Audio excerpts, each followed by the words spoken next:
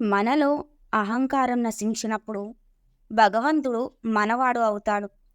నేను, నాది, నా అనే అద్దాలకు వాడు, వాడిది, వాడే అనే భావాన్ని జొప్పించాలి. భగవంతుడు తప్ప అన్యం ఏదీ లేదు అనే సత్యానికి మనం దగ్గర కావాలి. సత్యనిష్టయే ఈ కలియుగానికి తరుణోపాయం అని శ్రీరామకృష్ణులు సెలవిచ్చారు. సత్యం అన్నది సత్కు సంబంధించినటువంటిది. సత్ పరబ్రహ్మ వస్తువు. సత్యే ఆనందం, ఆనందమే బ్రహ్మం.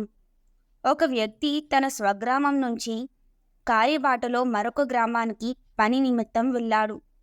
తిరుగు ప్రయాణంలో చీకటి పడిన కారణంగా దారి తప్పి దురదృష్టవశాత్తు ఒక పాడుబడిన బావిలో పడ్డాడు.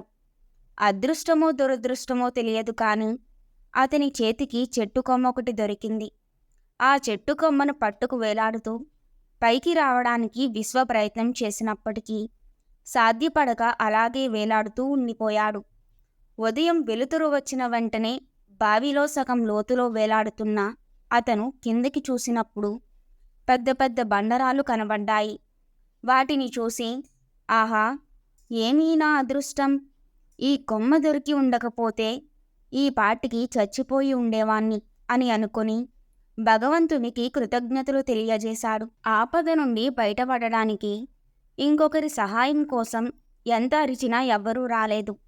అరిచి అరిచి సొమ్మసిల్లిన అతను వీళ్లను వాళ్ళనో పిలిచి ప్రయోజనం ఏమిటి? భగవంతుణ్ణి పిలుస్తాను అని అనుకుని పిలవడం మొదలుపెట్టాడు. అంతలో ఒక వ్యక్తి వచ్చి, నేను భగవంతుణ్ణి, నీవు పిలిచావు కాబట్టి వచ్చాను అన్నాడు. అవును, నువ్వు నిజంగా భగవంతుడివే. ఆలస్యం చెయ్యక నన్ను పైకి లాగి కాపాడు అని బావిలోని వ్యక్తి వేడుకున్నాడు. నిన్ను కాపాడడానికి వచ్చాను.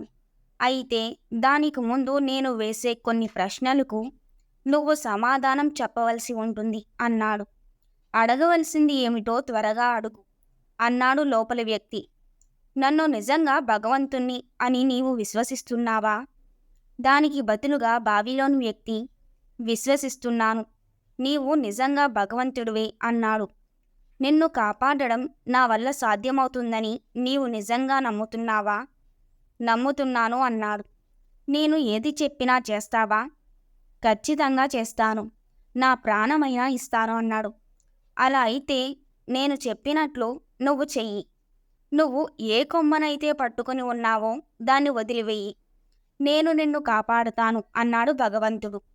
బావి లోపలి వ్యక్తి బయటి వ్యక్తిని చూసి ఆయన చేతిలో ఏ విధమైన తాడు కానీ, నిచ్చెన కానీ, మరే విధమైన పరికరం కానీ లేకపోవడంతో సందిగ్ధంలో పడ్డాడు.